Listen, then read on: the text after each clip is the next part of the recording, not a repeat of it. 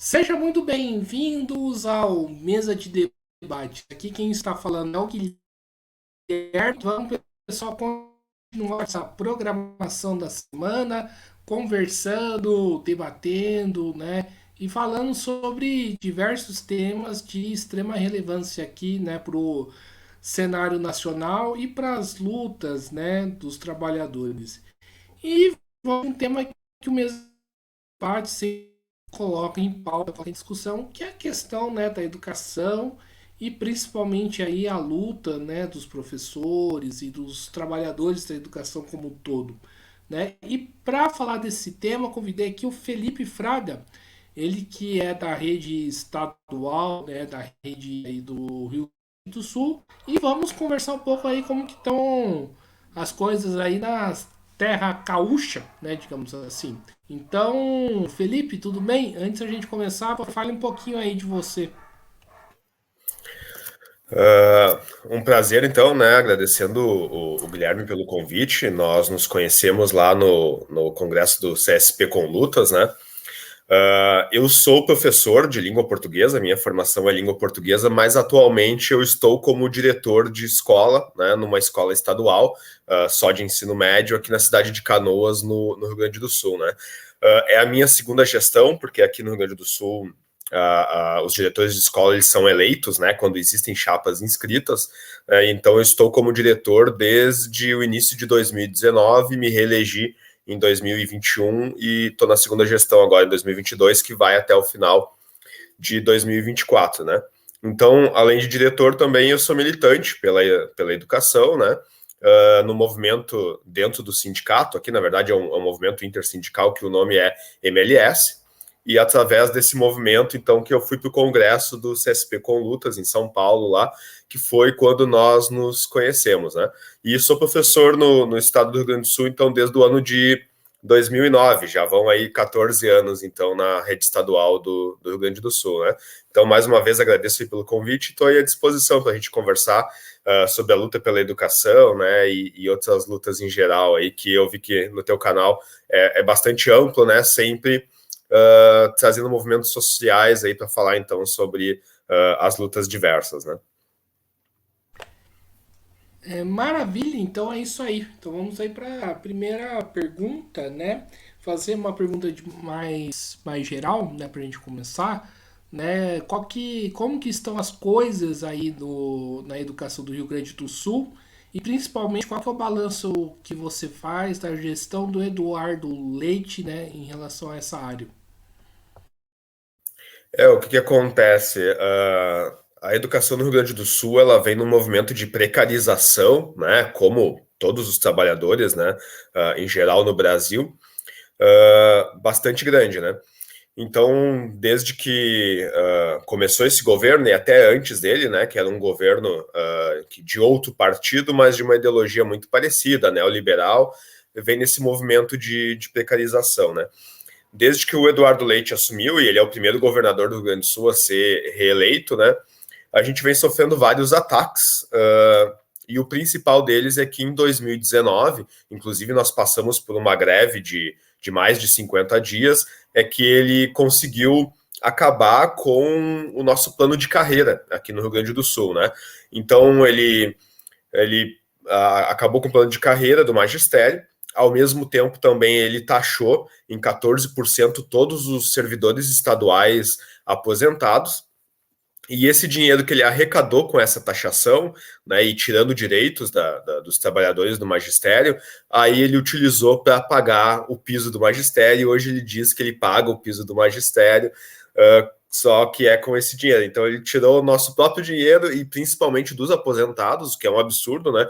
Porque os aposentados eles não têm reajuste nenhum e ainda perderam 14%, né? Então, digamos, aposentados que ganhavam R$ 2.000 passaram a ter lá 280 a menos por mês, né? Que foi o que aconteceu, né? Além disso, ele deu reajuste para os professores só da ativa, os aposentados não. Então, quem passou uma vida inteira no magistério, daqui a pouco começou a ganhar menos, né? Sem direito nenhum a reajuste. E o que eu acho que é ainda O pior de tudo isso é que não deu reajuste nenhum para os funcionários de escola, né? Então, merendeiras, serventes, monitoras, né? Elas ganham um básico menor que o mínimo, né? E precisam de um completivo para chegar no mínimo regional aqui do Rio Grande do Sul, e o salário delas é muito menor, super precarizado, né? Então elas acabam não ficando. E junto com isso ainda veio as terceirizações, né, que é uma realidade em São Paulo há muito tempo, e agora no governo Leite também a gente tem merendeiras, serventes que são terceirizadas, né, e é uma relação de trabalho muito mais precária, porque elas ficam 6 meses, geralmente não ficam nem 6 meses, porque as empresas demoram a conseguir essas funcionárias, e elas são demitidas depois de 6 meses, né. Então, por exemplo, na minha escola à noite, nós estamos sem merendeira à noite, porque a merendeira que nós tínhamos foi demitida há mais de um mês e ainda não foi reposta, né? Porque está no processo de licitação. Agora a empresa que ganhou fez contato até comigo ontem não, anteontem, porque ontem foi feriado, perguntando se eu tinha uma indicação de merendeira, né? Então, porque ninguém quer trabalhar nessa situação, porque ela vai ficar 5 meses, 4 meses trabalhando e vai ser demitida, né? Então, são vários ataques que a educação vem recebendo. E ainda na nossa escola, que é só de ensino médio, né? Entrou nesse ano, já no ano passado, e esse ano chegou no segundo ano do ensino médio, o novo ensino médio, que é uma situação que deixa ainda pior a relação de trabalho para os professores, porque basicamente o novo ensino médio são professores tendo que dar aula para disciplinas que eles não estudaram na graduação, por exemplo, projeto de vida, cultura digital, mundo do trabalho, não existem graduações para essas disciplinas e eles têm que dar aula sobre isso, sendo que eles não estudaram isso, né?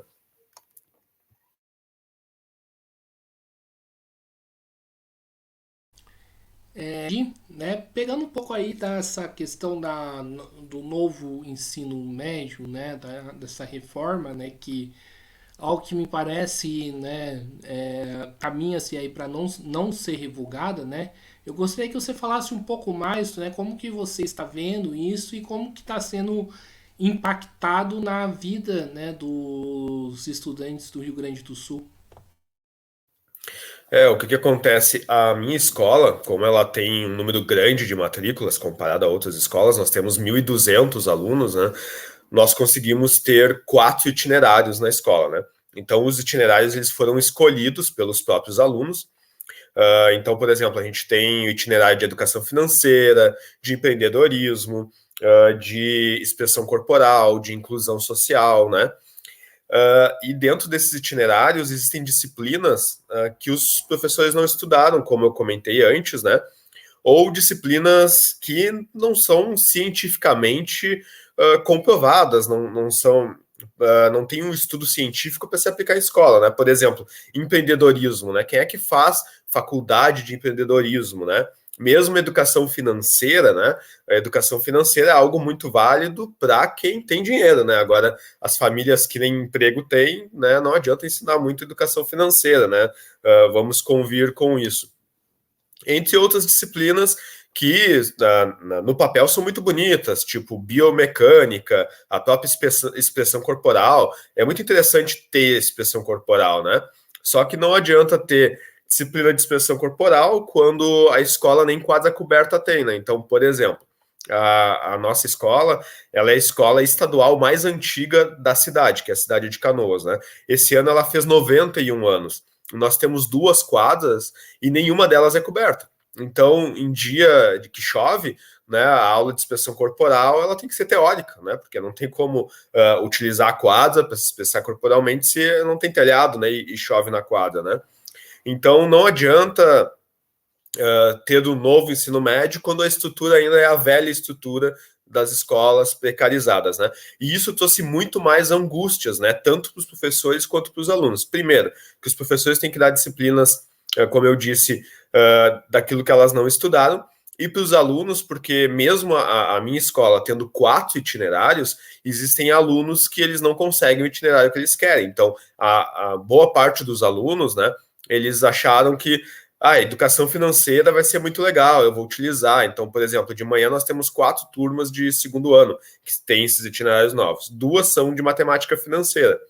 Só que tem muitos alunos que não queriam matemática financeira, mas como eles tinham que estudar de manhã, até porque eles têm que trabalhar no turno da tarde, eles foram obrigados a ter que pegar um itinerário de educação financeira, né? Então, no papel é muito bonito, os alunos podem escolher aquilo que eles querem. Só que a maior realidade das escolas, ela é ainda pior do que a que eu trabalho. Ela só tem um ou dois itinerários, né? Então, às vezes, aquela escola só tem o itinerário de educação financeira, ou só o itinerário de empreendedorismo, e os alunos não queriam fazer aquilo, mas eles são obrigados a fazer aquele itinerário, porque a escola só oferece aquele itinerário, né? Então, aqui no Rio Grande do Sul, a realidade, mais de 50% das escolas tem um itinerário só. E até 70% das escolas têm dois itinerários, né? Então, realidade de escolas como a minha, que tem 4 itinerários, isso no turno da manhã e da tarde, porque à noite são 2 só, é de que os alunos, na prática, não têm escolha nenhuma, né? Foi votado pelos alunos do ano anterior, aquele itinerário, mas os alunos que se matriculam no outro ano têm que pegar aquilo que eles nem escolheram, e eles também acabam nem votando, eles às vezes não têm acesso, porque é por um aplicativo, o aplicativo depende de fazer login pelo gov.br, eles nem a senha têm mais, né? Então, na prática, é precarização, é angústia, tanto para os professores quanto para os alunos. E Felipe, como, né, em cima dessa questão da reforma do ensino médio, como lidar com a questão do vestibular, né? Principalmente faço essa pergunta a você como, né, diretor de escola, né? Porque, né, os governos, né, de modo geral, enfiam um monte de itinerário, mas nenhum deles, né, é cobrado, né, no vestibular, né? E como lidar com essa situação? Quando se pensou lá ainda quando ainda era governo Lula, depois pelo governo Dilma, que se começou a se falar em uma reforma do ensino médio, né? Era um outro modelo de reforma do ensino médio. Era um modelo que iria contemplar o Enem, né? Então a gente sabe que o Enem, ele é por áreas de conhecimento. Então tu não faz a prova de geografia no Enem, tu faz prova de ciências humanas.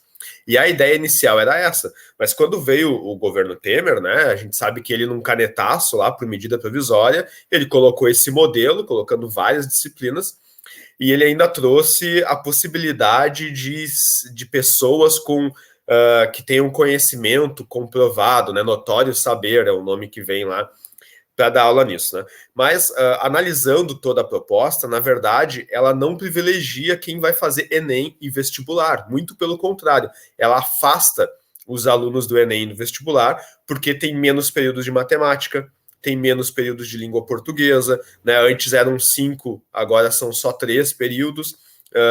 Em muitos casos, se a escola optar por não ter, pode não ter mais filosofia, sociologia, a disciplina de física, que eram 2 períodos, tem no terceiro ano do ensino médio é obrigatório 1 ano só, né? Então, antes já não tinha muito espaço para os alunos se prepararem para o vestibular. Agora é quase nenhum. A carga horária que prepara para o vestibular, ela é muito menor, né? Então, na minha escola, a gente achou alternativa, que é trazer cursinhos populares para a escola, então em turno inverso, aos sábados, né? Mas isso não é institucional, não é algo que vem do governo. A gente teve que fazer parcerias com professores voluntários, lá que pelas horas complementares da universidade, aí eles vão dar aula como são aqueles cursinhos populares, né? Mas o ensino médio mesmo, que deveria dar acesso à universidade pública, né, e de qualidade, que a gente sabe que as universidades públicas têm mais qualidade, na prática está diminuindo, está dificultando o acesso para os alunos, principalmente os alunos que são pobres, né, e os alunos que são PPP, aluno pobre, preto, de periferia, cada vez menos vão ter acesso às universidades públicas e federais, né, com essa reforma do ensino médio vai dificultar ainda mais para a classe trabalhadora ter acesso às universidades. Né? Felipe, no começo da entrevista você falou que era diretor de escola, né? E me parece que no Rio Grande do Sul tem um sistema aí de escolha de diretor que é, digamos assim, mais democrático do que aqui em São Paulo, né? Porque eu fui, né, professor aqui da rede de São Paulo, não querendo citar nomes aqui que, sei lá, talvez a pessoa assista, né? Mas que eu já vi cada gente, né? Cada aberração, né? Sendo diretor de escola, né? Que não está escrito. Conta aí um pouco, né? Como que é esse método aí de escolha de diretor, né? E como que isso ajuda na relação dos professores com os professores e os alunos. O que que acontece? A LDB, ela prevê no processo de indicação de diretores de escola que ele pode ser por indicação por concurso, é o caso de São Paulo, né? Aí os diretores eles são concursados, né? Ou por eleição. E aqui no estado do Rio Grande do Sul, por luta dos professores e do sindicato de professores, né? O sindicato ele sempre foi muito forte e no passado ele até era mais forte do que é hoje em dia. E ali, mesmo durante a ditadura, eles conseguiram conquistar a lei de gestão democrática. Então, aqui no Rio Grande do Sul, desde os anos 70, existe a lei de gestão democrática, onde os diretores são eleitos pela comunidade escolar, né? Então, no meu caso, que nós conseguimos formar chapas, todas as últimas gestões sempre foram eleitas, né? Só que mesmo isso está sob ataque nos últimos governos, porque eles não fizeram concurso público para ter, então, professores nomeados, porque infelizmente só professores que são nomeados, concursados, podem concorrer às direções, né? Então, professores contratados, que eu sei que existe em São Paulo também, eles não podem concorrer. Então, já é uma minoria, já é um pouco mais, não é uma minoria, um pouco mais que a metade das escolas ainda fazem eleição. Mas algumas escolas, o processo já é de indicação, né? Então, quando não existem professores concursados, nomeados, para formar chapas, então as coordenadorias de educação, né, que são braços da Secretaria de Educação, acabam indicando, né? Mas, felizmente, na minha escola, como eu disse, desde que existe a lei de gestão democrática, sempre teve chapas e diretores eleitos, né? Então, esses diretores eles são eleitos pela comunidade escolar, que é composta por professores, funcionários, alunos e pais, né? Então, professores e funcionários, eles correspondem a 50% do universo de eleitores e o outro 50%, então, é de alunos e pais, né? E tendo 51% de votantes, né, dentro da comunidade escolar, é eleita a chapa, que pode ser mais de uma ou não, né? Mas, por exemplo, na minha região aqui, que é conhecida como 27ª Coordenadoria de Educação, que compõe a cidade de Canoas, Sapucaia do Sul, Esteio, Triunfo e Nova Santa Rita, já teve em torno de 51% de escolas, que são 80 escolas, né? Então a gente já teve quase 30 escolas que já não teve esse processo de eleição nas duas últimas eleições. Quando eu me elegi, já foram indicados, né? E me parece que nos próximos anos esse processo ele vai ter cada vez menos professores concursados e vai acabar sendo por indicação. Então, os diretores que vão assumir não serão nem concursados, como é em São Paulo, o governo vai poder indicar como se fosse cargos de confiança, né? Então, ele vai lá fazer um processo seletivo que ele escolhe como vai ser e vai acabar indicando, né? Então, pela luta do sindicato, a gente tem conseguido manter, né? Porque todos os anos eles até querem acabar com esse processo de eleição, né? Quando são governos neoliberais, né? Quando o governo é mais de esquerda, geralmente ele não tenta fazer isso, mas a gente até está com um certo receio que no governo Leite, no ano que vem, ele já tente um processo que já não exista mais eleição, o que acontece em São Paulo, né? A gente sabe que o São Paulo foi muitos anos o governo de um determinado partido, que é o partido do governo Leite aqui, né? Ainda que em São Paulo tenha se modificado aí com o Tarcísio, mas a gente teme que o ano que vem já não exista mais a eleição aqui no Rio Grande do Sul também. E Felipe, né, como que é lidar, como que você lida, como é que é lidar com as contradições, cotidianas que existe dentro da escola pública, né? Desde do aluno, né, não gosto de usar esse termo, o aluno que perdeu a motivação, né, para estudo, né, do professor sobrecarregado aí de trabalho. Como que é lidar com essas contradições, você sendo diretor, né? Qual que é a prática distinta que tem que se tomar, né, para um bom andamento, né, um andamento saudável dentro de uma escola pública né, na medida do possível. O que acontece, né? Mesmo com todas as dificuldades que se tem, né? E a pior delas, que eu sempre digo, o pior que pode acontecer para uma escola é a evasão, né? Então, nós começamos no início do ano, como eu disse, a minha escola tem 1.200 alunos matriculados, né? Mas conforme vão passando os meses, nós vamos sentindo que esses alunos eles param de vir e nós vamos tentando manter eles frequentes, né? Então, dos 1.200 alunos que nós começamos no início do ano, hoje nós temos um universo de pouco mais de 1.000, 1.030, 1.050. Então, nós já temos 150 alunos que já não têm mais frequentado a escola, principalmente no turno da noite, né? E essa é a maior tragédia para uma escola, né? Que são os alunos desistindo ou não podendo vir mais para a escola, né? Então, nós temos que sempre fazer algumas coisas pontuais, né? Então, desde que eu assumi a direção da escola, quando eu assumi, por exemplo, à noite, a merenda, ela não era comida, né? Então, não era um prato de comida quente ali, né? Para os alunos comerem. Na época, se dava barrinha de cereal, ou aqueles biscoito, tipo o clube social, a caixinha de suco, né? Que é algo que a gente sabe que não vai alimentar o aluno, né? Então, uma das estratégias mesmo sem merendeira à noite, que eu coloquei, né, foi a gente manter comida todos os dias, e para o turno da noite a gente tem janta no início, entre 18 e 19 horas, antes das aulas, e também no recreio, né? Então, mesmo não tendo merendeiras, quem serve a comida lá sou eu, é um vice-diretor, né? Isso, digamos que na parte de logística, né, da escola, porque tem que começar por aí, né? Tem que ser um ambiente onde pelo menos se tem alimentação para os alunos, né? E já mais na parte pedagógica, por exemplo, né, a gente já tenta deixar as quadras mais abertas. Então, quando falta professor, nós deixamos os alunos usarem as quadras. Nós fizemos uma aquisição de mesas de jogos, né? Então, mesa de sinuca, de ping-pong, de fla-flu, para os alunos poderem utilizar também, principalmente na educação física, quando está chovendo, como eu disse, não tem quadras cobertas, né? Então, são várias estratégias. E desde que eu assumi a escola também, né, e até eu achei interessante vir participar hoje do teu podcast, se vocês procurarem a escola nas redes sociais, nós temos um projeto de podcast também, que é o AL Podcast, né, de André Leão Poente, que é o ALP.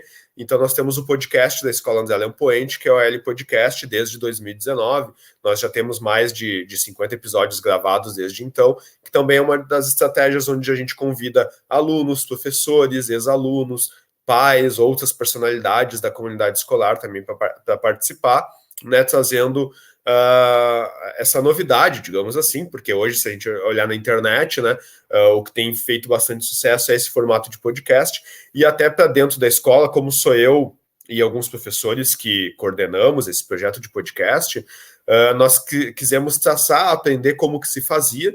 Inclusive, em muitos casos, a gente utiliza a plataforma que a gente está utilizando hoje aqui para gravar, para poder ensinar para os alunos, para poder mostrar que eles também podem ter o projeto deles de podcast, de produção de vídeos para o YouTube, né? Então, se olhar o canal da Escola André Leão Poente, lá também nós temos já mais de 1.000 inscritos, que para uma escola pública, assim, é difícil de escolas terem esse número de inscritos, né? Através desse projeto. E além do canal da escola, nós temos o canal próprio do podcast, que é o L Podcast Studio. Nós fizemos parceria com uma produtora, e também o canal de cortes do podcast, que é o L Podcast Cortes, né? Também para poder trazer mais atrativo e trazer a escola também, digamos, para esse mundo da internet, para poder fazer com que os alunos também tenham seus projetos para a internet.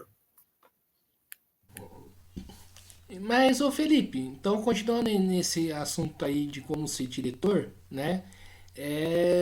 Por que que existe essa imagem, né, de que o diretor, para ser bom, conduzir a escola, o cara tem que ser carrasco, né, dos alunos? Por que que existe esse tipo de visão? O que acontece? Geralmente, o diretor ele acaba tendo contato com os alunos nos momentos de indisciplina, né? Então, se o aluno, se ele brigou, se ele fez bagunça, acaba que é o diretor que tem que ir lá conversar com ele, chamar os pais, né? E ter que dar algum tipo de punição, né? Então, por isso que fica aquela visão, né, de que o diretor é um cara durão, né? É o cara que pune, né? Exatamente porque quando acontece algum caso de indisciplina, é o diretor que tem que fazer, digamos que esse trabalho, né? Mas desde que eu assumi a direção, né, eu tento fazer um caminho que não seja exatamente esse, né? Então eu tento me manter mais próximo dos alunos, né? Até como eu disse no projeto de podcast, de poder convidar eles para conversar sobre coisas culturais, né? Como eu era professor de língua portuguesa, enquanto eu estava em sala de aula ainda até em 2018, eu costumava conversar muito com os alunos sobre livros, sobre filmes, só que também eu tinha que usar um tempo limitado da aula para isso, né? Porque eu tinha que dar aula de língua portuguesa, de gramática, de redação, e às vezes os alunos perguntavam: Sor, tu viu aquele filme que estreou no cinema essa semana e tal? Aí eu começava a conversar com eles sobre isso, e só que tinha que ser um tempo limitado da aula. E quando eu saí de sala de aula, eu já não tinha mais esse contato com eles para conversar sobre essas coisas, né? Então, uma das ideias de fazer o projeto de podcast na escola é exatamente para poder conversar, para poder convidar os alunos para conversar sobre séries, sobre filmes, né? Então, eu venho tentando mudar essa imagem desde que eu assumi a direção da escola. Mas, inevitavelmente, né, quando os alunos acontece alguma coisa, algum ato de indisciplina, quando eles brigam, quando eles desrespeitam algum professor, também tenho que entrar lá na parte mais disciplinar, de chamar a paz, né? De dizer para eles que eles estão errados, de que eles não podem ter esse tipo de comportamento, né? E isso que acaba trazendo esse estereótipo para o diretor, de que o diretor, né, é aquele cara que tem que brigar com eles quando eles fazem alguma coisa errada, né? Sim, agora saindo um pouco aí desse debate da educação, né? Já que, né, como você falou, nós nos conhecemos aí no congresso da CSP com Lutas, né, Felipe? Como que você aí avaliou o andamento, né, do congresso, né, os debates, as discussões, e se na questão da pauta sobre educação o congresso correspondeu aí às suas expectativas? O Congresso foi a primeira vez que eu participo, né? A minha primeira experiência, apesar de que eu já tinha participado do Congresso do Sindicato dos Professores do Rio Grande do Sul, que é o CEPERS, né? Então, no Congresso deles, como eu faço parte do movimento sindical, né? Eu pertenço a um núcleo do sindicato aqui na minha região, que é o 20º núcleo, e sou parte da diretoria do sindicato. Então, mais ou menos, eu já sabia como seria a estrutura do Congresso da CSP com Lutas, né? Então, esteve dentro das minhas expectativas, assim. Eu achei a experiência muito interessante porque eu estou acostumado a militar pela educação, então a conviver com colegas do sindicato que são professores, né? Então eu tenho pouco contato com outros movimentos sociais, né? Com outros movimentos de luta, né? Sejam movimentos negros, sejam movimentos indígenas, né? Movimentos de outros sindicatos, como petroleiros, que estavam lá no CSP com lutas, dos Correios também, que participaram lá. Então, foi muito interessante poder ver o relato deles, né, de como é o dia a dia, de como é o movimento do sindicato deles, né. Então, atingiu as minhas expectativas daquilo que eu esperava, né. E o CSP com Lutas, para quem não conhece, ele é uma central sindical, né, a central sindical mais famosa no país ainda é a CUT, né, mas ele é uma central sindical que acolhe, então tem dentro da sua organização sindical também movimentos sociais, sejam movimentos negros, movimentos indígenas, né, como eu coloquei, movimentos LGBT também, né, e o interessante disso, né, e o que eu quis conhecer, que eu quis ir para o Congresso, é exatamente para ter contato com esses outros movimentos de lutas, com outras vivências, e foi o que eu consegui ver lá, né.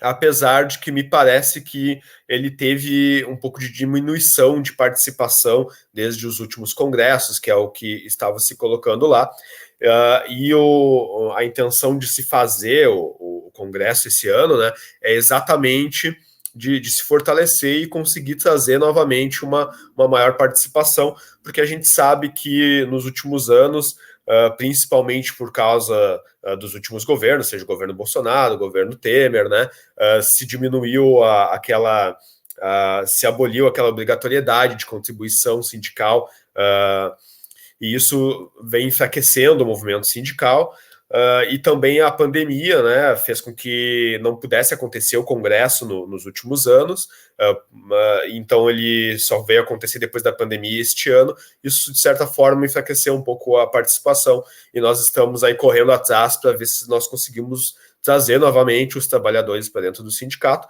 porque a gente sabe que a luta dos trabalhadores, ela tem que ser, sim, organizada, seja através dos sindicatos ou dos movimentos sociais, né? E o CSP com Lutas, ele tem essa característica de acolher os movimentos sociais, de ter os movimentos sociais participando das diretorias do sindicato, e dentro do movimento de lutas que eu participo, que é o MLS, nós acreditamos que tem que ser dessa forma, né? Que os sindicatos têm, sim, que trazer os movimentos sociais para participar também, porque se nós queremos que os trabalhadores se organizem, eles não podem se organizar só dentro dos seus nichos de trabalho, né? Eles têm que também trazer os movimentos sociais e se organizar dentro dos movimentos sociais e participar e, inclusive, financiar os movimentos sociais. Perfeito, Felipe. E Felipe, já que nós estamos falando de educação, né? Uma das coisas que eu gostaria de ter tentado quando eu era professor, né? De trazer alguns movimentos sociais para dentro da escola, né? Para os alunos ter contato, né? Eu já vi gente fazendo isso, mas eu, né? Não consegui fazer. Você acha que é possível fazer esse cenário hoje, né? Principalmente que existe uma patrulha ideológica da extrema-direita em cima aí da educação? Sim, é totalmente possível, né? Então, se só que depende muito da comunidade escolar, né? Então, tanto os alunos quanto os professores, mesmo os pais, os funcionários conhecerem os seus direitos, isso é possível, né? Então, desde que eu assumi a direção da escola, eu tenho feito todo o possível para que o Grêmio Estudantil, por exemplo, esteja ativo dentro da escola, né? Então, mesmo antes de eu ser diretor da escola, eu já ajudava a organizar o Grêmio Estudantil dentro da escola, para que os alunos tenham a sua própria representação. E desde que eu assumi como diretor também, todos os anos nós temos Grêmio Estudantil ativo dentro da escola, né? E também os movimentos estudantis, eles têm livre acesso tanto ao Grêmio Estudantil quanto aos alunos da escola, quando eles querem fazer divulgação de eventos, quando eles querem fazer assembleias estudantis. Então, toda vez que a associação de estudantes, seja da cidade ou aqui do estado, eles procuram a escola para fazer as suas assembleias, né, a escola está de portas abertas para que eles façam isso e para organizar os grêmios estudantis, porque o Grêmio Estudantil, ele é uma entidade livre dentro da escola, né? Então eu, por exemplo, eu não posso impedir que eles façam uma eleição, eu não posso impedir que eles façam as suas assembleias. No máximo, eu posso ajudar eles a organizar quando que vai acontecer, de acordo com o calendário da escola, né? Então, toda vez que o Grêmio Estudantil me procura para fazer um evento, né, eu mostro para eles quais são os dias dentro do calendário disponíveis e eles se encaixam naqueles dias ou eles propõem alguma coisa, né? Então, é totalmente possível. Tanto que a minha cidade, né, como tu colocou, nessa questão de que a extrema-direita ganhou muito mais terreno nos últimos anos, a minha cidade ela é uma cidade que tem base aérea, né? Então ela é uma cidade onde o militarismo ele é bastante forte, né? Então as famílias, se elas não têm um pai que participa da base aérea, elas têm às vezes um aluno, o filho que já está servindo, ou mesmo tem lá um tio, um parente próximo, um vizinho que participa da base aérea. E na cidade do lado, que é a cidade aqui, que é Santa Rita, tem também lá um batalhão do exército, né? Então nós estamos numa região que ela é muito militar, né? E mesmo tendo alunos que são de famílias militares, né, a gente consegue manter as portas abertas para o movimento estudantil, que historicamente é aliado, né, às correntes de esquerda, né? Então basta a gente dizer para os alunos e para os pais que eles têm determinados direitos, né, e eles têm que exercer esse direito, né? Então toda escola que chamar os alunos, os líderes de turma lá e dizer que eles podem se reunir num grêmio estudantil, né, com certeza vai fortalecer que os alunos eles vão atrás dos seus direitos, né? É só deixar bem claro para eles que eles podem fazer isso, que todo adolescente vai querer sim se reunir ali com seus pares para votar na sua rotina, né, no seu futuro, né? É só deixar isso bem claro para eles, né? Então é claro que isso só é uma realidade quando a direção é democrática, os professores são democráticos, né? E são abertos a dizer para os alunos que eles têm seu direito de também se reunir de forma democrática, né? Então, se os professores e a equipe diretiva têm uma visão democrática, eles conseguem passar isso para os alunos, para que os alunos também tenham uma rotina democrática dentro da escola, né? Então, basta ter um apreço pela democracia que a escola vai ter suas instâncias democráticas. Felipe, você falou aí, né, da escola militar, né, que foi recentemente tema, né, de polêmica, né, envolvendo o Eduardo Leite, né, e o governo federal. Como que você vê essa postura do Eduardo Leite de não querer, né, digamos assim, revogar a medida, acabar, né, com a escola a chamada escola cívico-militar?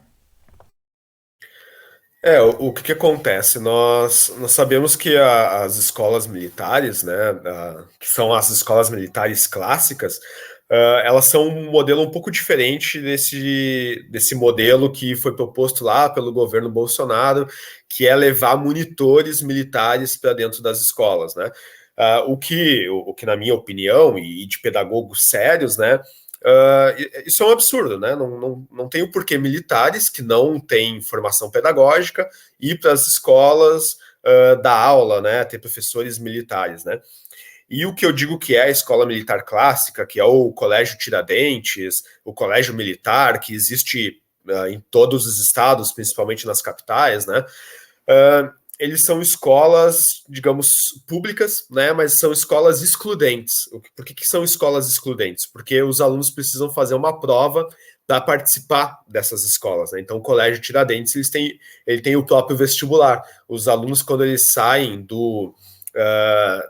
isso da pré-escola, porque algumas delas já têm ensino fundamental, mas geralmente é as séries finais do ensino fundamental, ali a partir da quinta ou sexta série, né? E algumas aceitam os alunos só no ensino médio, os alunos precisam prestar um vestibular para entrar nessas escolas. Então é claro que os alunos que vão entrar são os alunos que têm família mais estruturada, que têm uma condição socioeconômica muito melhor, que são os alunos que têm condição de estudar, de estar mais presente nas escolas para se sair bem numa prova para entrar no colégio militar, né? E além disso, os colégios militares, eles cobram, não obrigatoriamente, mas existe aquele processo de que seria uma pressão através do constrangimento, que é de se pagar o CPM. O que é pagar o CPM? É uma contribuição espontânea que os pais dão todos os meses para ajudar a escola, né? Então, por exemplo, o colégio militar, o Tiradentes, aqui de Porto Alegre, os alunos pagam R$ 60 por mês de CPM, né? E aqui na minha escola, a gente pede uma contribuição de R$ 20 anuais, né? E não são todos que pagam, seja por não ter condições ou mesmo porque acham que a escola pública não tem que ser paga, né? Então, se a minha escola, todo mundo conseguisse contribuir com R$ 60 por mês, que é o que todas as famílias acabam contribuindo no colégio militar, ela seria uma escola quase que no padrão de escola privada, por receber esse dinheiro, né? Então, o que acontece? A gente acha que a escola militar ela é pública, mas ela é uma escola totalmente excludente, porque ela seleciona só os alunos que têm famílias estruturadas, uma condição socioeconômica, que pagam o CPM todos os meses, o que não acontece em escolas de periferia. Então, é óbvio que aquela escola, ela em teoria, deveria funcionar um pouco melhor só por ter essa questão, né? Mas a gente sabe que são escolas autoritárias, que não vão aceitar movimentos estudantis, elas não vão ser escolas democráticas, né? E vão acabar formando alunos que não vão ter um apreço pela democracia e que vão acabar votando em partidos e políticos que não têm apreço pela democracia, né? Então eu sou totalmente contrário a esse modelo, né? O Eduardo Leite, ele sabe que é assim que funciona, sabe melhor do que eu, inclusive, né? E ele sabe que isso não vai fortalecer a democracia e vai trazer eleitores para ele, né? Porque ele também tem muitas atitudes autoritárias e que vão acabar votando nele e nos copartidários dele também, né? E isso vai ser bom para ele, né?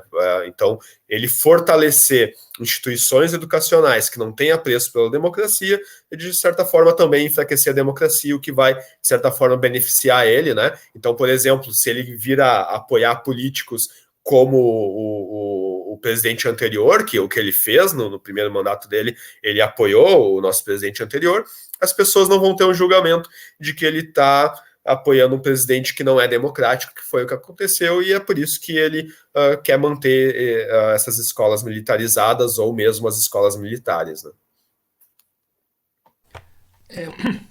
Felipe, né, a gente critica aqui, né, os governos estaduais, no caso do Rio Grande do Sul, o governo do Eduardo Leite, mas também em outros governos, né? A gente pode citar aqui o Tarcísio, né, em São Paulo, mas a gente, né, precisa aí, né, colocar o dedo na ferida também do governo federal. Uma das coisas que está muito ruim, né, na minha opinião, é a questão do arcabouço fiscal. Como que você vê essa medida e de que forma essa medida atinge a educação, né, e principalmente a educação pública aí nos estados? O que que acontece? O arcabouço fiscal, né, ele é muito problemático, e nós não vamos isentar o atual governo, né, dos defeitos também. Eu apoiei, né, o governo federal que assumiu agora na última eleição, porque ele, comparado com o governo anterior, né, era muito melhor. Então, eu tinha que votar no menos pior, né? Mas nós sabemos que, infelizmente, o governo Lula ele acaba tendo que fazer conciliação com o capital, né, e empresas, e com o que, digamos, esses capitalistas, né, eles têm de projeto para a educação, né.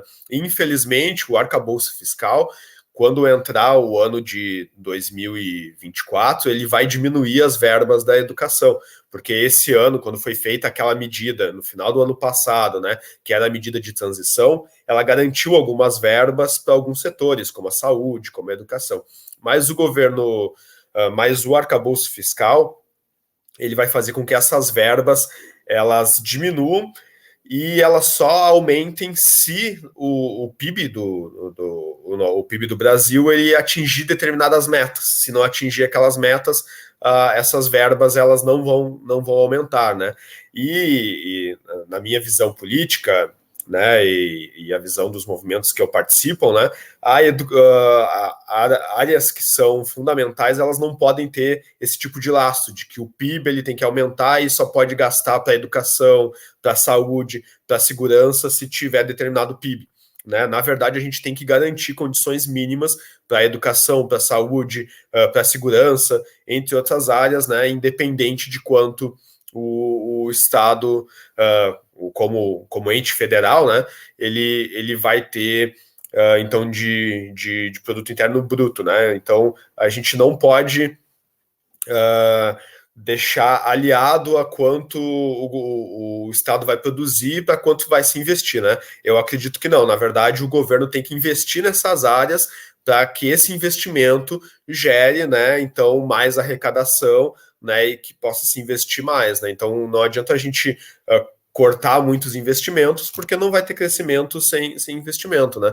E ainda a gente sabe que o Fundeb, né, e outras verbas, também existem diversos projetos em que eles possam ir para a educação privada, né? Então já existem vários movimentos aí de empresas querendo entrar na educação, principalmente aqui no governo estadual, várias parcerias com empresas, né, com fundações que estão entrando aí com projetos na educação pública para receber verbas públicas, né? Quando as verbas públicas têm que ir todas para a educação pública e nunca para a educação privada. A educação privada ela tem que ser financiada por verbas privadas, de empresas privadas, né? Eles que, já que defendem o livre mercado, que eles se financiem dessa forma e não com verbas públicas, né? E infelizmente o governo Lula, além de aceitar, através do arcabouço fiscal, um corte nessas verbas, né, e que elas só cresçam dependendo do desempenho do PIB, também existem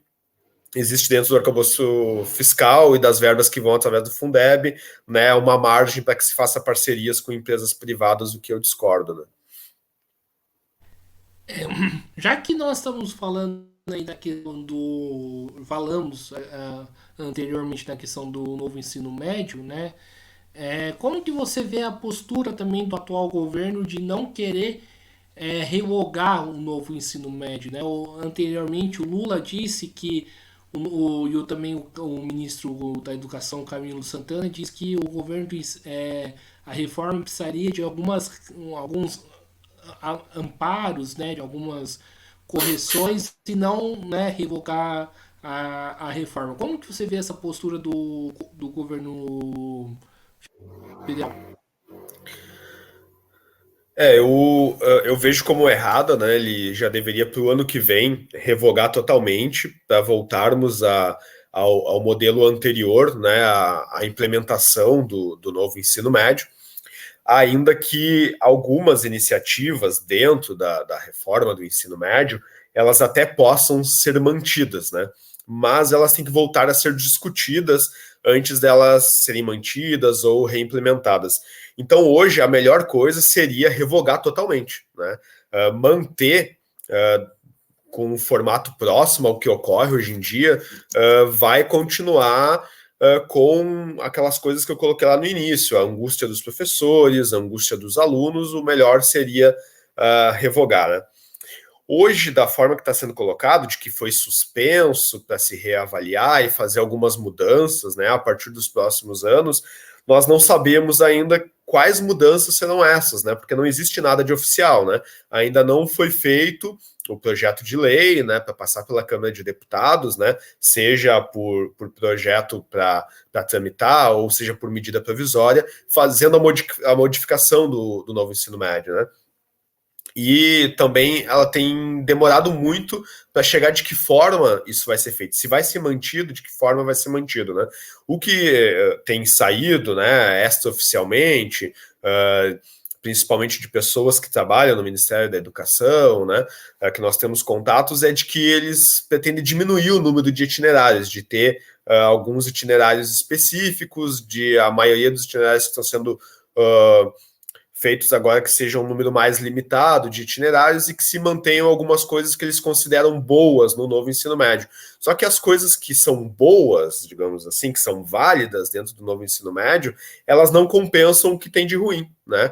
Mesmo se manter elas e manter todo o resto, como essas disciplinas em que os professores não estudaram para dar aula, não vale a pena então manter as outras coisas, né? O que eu digo que são experiências válidas do novo ensino médio, né? O novo ensino médio ele aumenta a carga horária que os alunos teriam.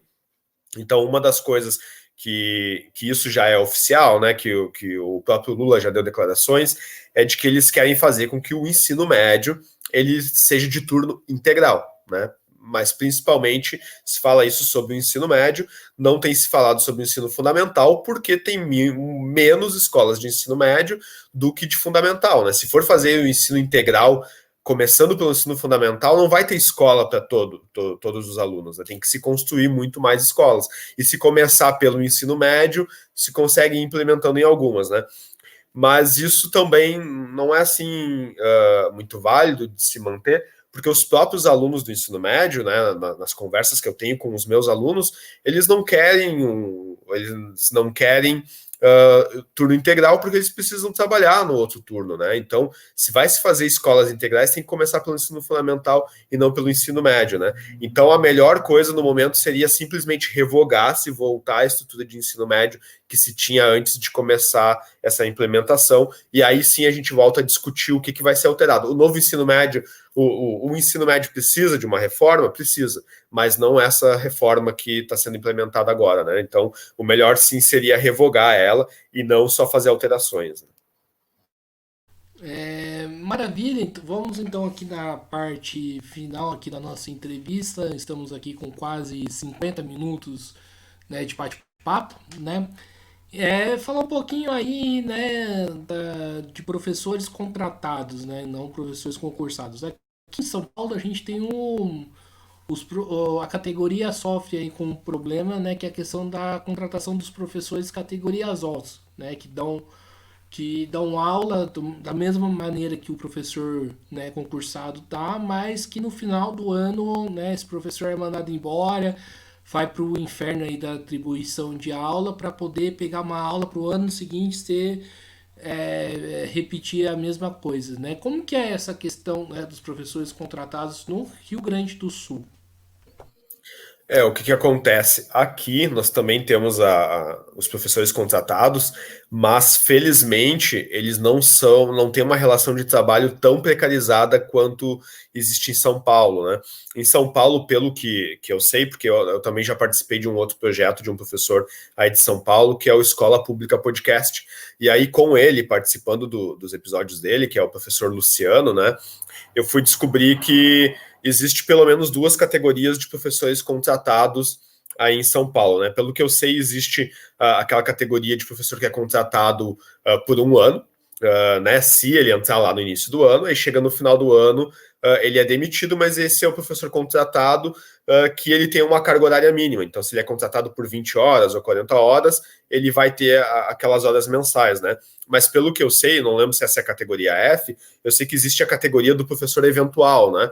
De que ele vai para a escola e aí, se tiver a turma para ele assumir naquele dia, ele assume aquela turma e ele ganha por aquelas turmas que ele entrou naquele dia, naquela semana, naquele mês. Mas se não tiver turmas, ele também não recebe. O que acontece é que geralmente os professores que são concursados ou por esse contrato de carga horária mínima, que eles acabam sendo solidários, né? Às vezes eles até cedem a turma para que o professor entre lá e que ele receba por isso. Os professores contratados aqui do Rio Grande do Sul, eles são nesse modelo de carga horária mínima. Então, o professor ele é contratado geralmente por no mínimo 10 horas ou por 20 horas e quase sempre por 40 horas, né? Então, ele ganha por essas horas, né? E ele não é demitido no final do ano, ele é um contrato por tempo indeterminado. Então, o professor é contratado por tempo indeterminado, a não ser que ele seja contratado para cobrir licença. Então, se ele entra, por exemplo, para cobrir uma licença maternidade, né? Aqui as licenças maternidades dos professores estaduais são de 6 meses, ele vai ficar por 6 meses, e se não tiver escola para ele, precisando de professor, por outra licença, ou porque um professor se exonerou, né? Ou até porque um professor veio a falecer, por exemplo, ou se aposentou, aí sim ele tem o contrato de trabalho, então cancelado e ele é demitido, o que acontece muito pouco, porque faltam muitos professores aqui no Rio Grande do Sul, né? Então, geralmente, quando o professor é contratado, ele é contratado por tempo indeterminado e ele não é demitido no final do ano, ele fica na mesma escola ou vai para uma escola que esteja precisando desse professor, né? Mas não deixa de ser um contrato de trabalho precarizado, né? Porque o que acontece? Esses professores contratados, eles estão num limbo jurídico, porque eles não são professores estatutários, não são professores concursados, não têm estabilidade, eles podem sim ser demitidos, só que ao mesmo tempo eles também não são CLT. E se eles não são CLT, eles não têm aquele depósito de fundo de garantia todos os meses. Então, se esses professores eles são demitidos ou se eles escolhem sair do Estado, né, eles não têm aquele fundo de garantia depositado, eles têm que entrar na justiça para receber, né? Então, eles não têm as garantias que os professores concursados têm, né? Então, também é uma relação de trabalho muito precarizada. E o que eu considero também muito ruim para a educação do Rio Grande do Sul, que apesar de nós termos eleição para a direção, esses professores eles votam nas chapas, mas eles não podem participar das chapas, né? Então eu digo que a nossa gestão democrática das escolas no Rio Grande do Sul, ela é só meio democrática, ela não é totalmente democrática, porque se os professores contratados não podem ser votados, logo não é uma gestão democrática de verdade, né? Então, se você só pode votar, mas você não pode concorrer, não é uma gestão democrática de verdade, né? Então, a nossa gestão ela é um pouco mais democrática que São Paulo, por exemplo, e todos os outros estados que são maioria no Brasil que não tem eleição, né? Mas também ela não é plenamente democrática, ela é só meio democrática, porque só os professores concursados podem concorrer. Maravilha, né? Maravilha não, mas para a gente terminar aqui a nossa entrevista, né? Falar um pouquinho aí do sindicato, como que você avalia aí a atuação do sindicato dos professores do Rio Grande do Sul? Eu participo do sindicato aqui desde 2011. Eu entrei no Estado em 2009, aí me filiei em 2010 e a partir de 2011 que eu comecei a militar mais ativamente dentro do sindicato, né? Então nós passamos por um período onde o sindicato ele tinha uma direção que pertencia ao Partido dos Trabalhadores, e ainda é a maioria das pessoas que participam do sindicato, elas são filiadas ao PT, né? Só que quando assumiu o governador aqui, que era o Tarso Dutra, né, que era do Partido dos Trabalhadores, nós passamos ali por um dilema em que o Tarso, que era do Partido dos Trabalhadores, ele propôs o piso do magistério, né? Então ele era ministro da Educação na época em que foi feito esse projeto, né, e que foi aprovado esse projeto, e depois, quando ele era governador do estado do Rio Grande do Sul, ele não implementou esse projeto, né?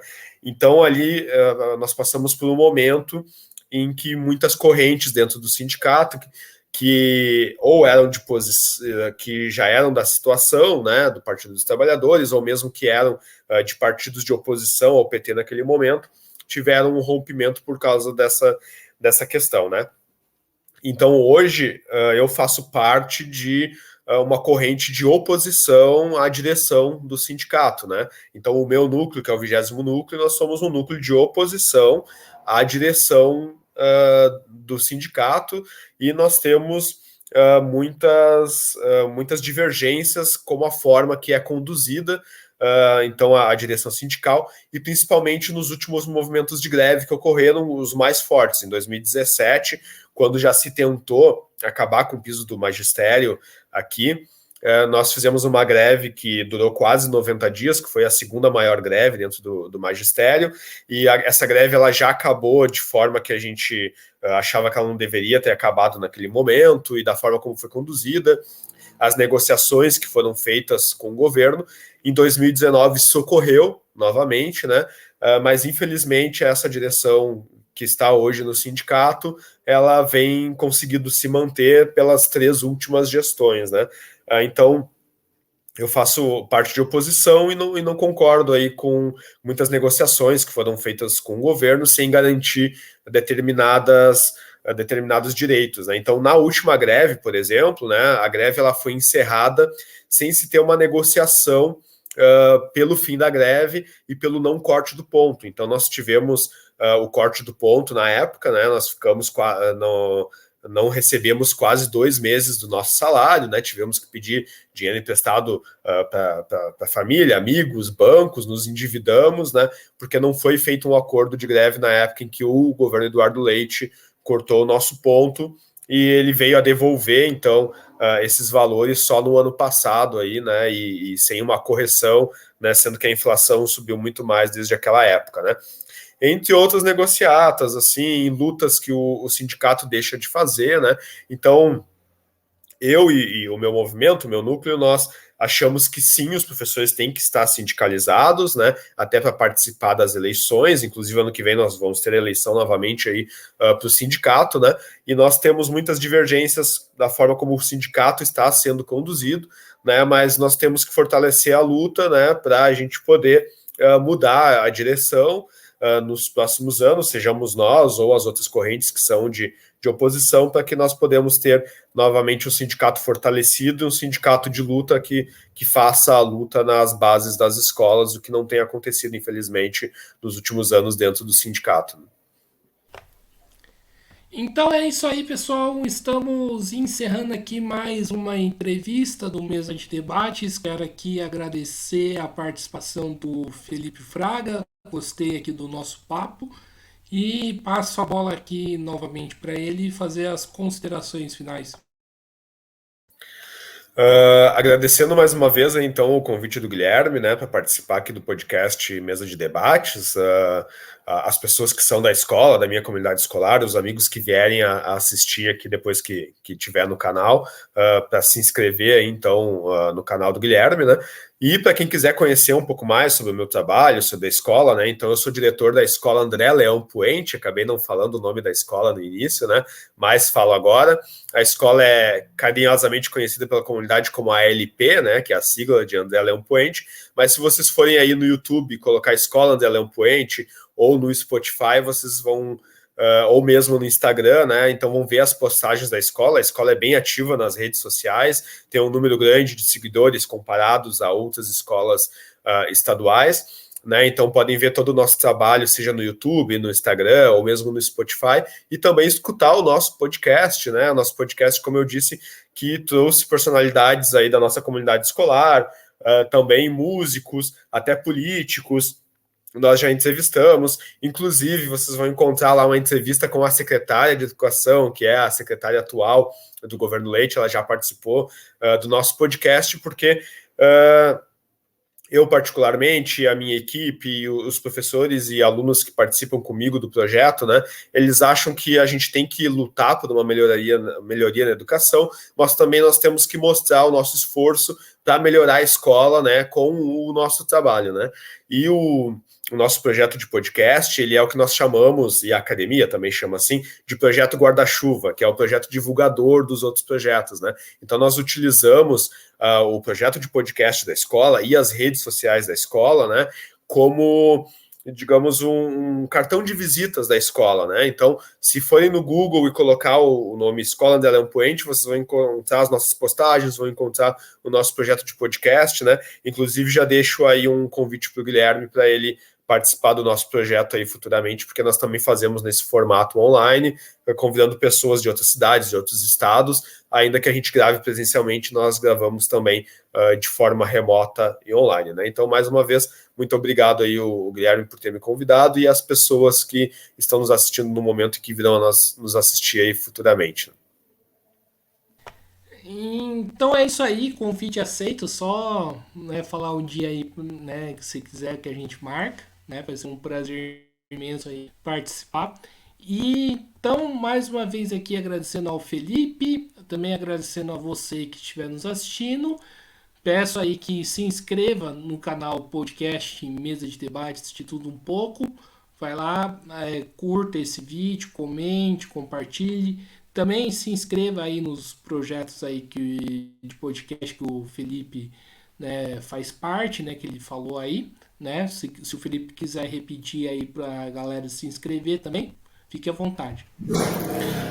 Então, pode botar só Escola André Leão Puente ou AL Podcast, né? Ou AL Podcast, que vocês encontram lá todos os episódios, né? E nós temos um canal em separado, que é o AL Podcast Estúdio, que daí é um projeto onde a gente grava sempre presencialmente, num estúdio em parceria, que também é digamos que, um outro canal de um projeto que faz parte, digamos assim, que é uma outra corrente do nosso podcast.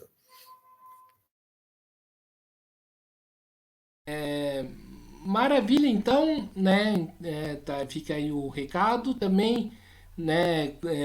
Curta a nossa página do Facebook, podcast Mesa de Debates de Tudo Um Pouco. Segue a gente também no Instagram e também no TikTok, podcast Mesa de Debates. E quem puder, né? Também colabore aqui com o nosso Pix 385 007 02800 CPF e também no nosso Padrim, www.padrim.com.br/podcast Mesa de Debates. Então, né, nesse final de feriado aí, estamos saindo, né, agradecendo a todo mundo, forte abraço e fui!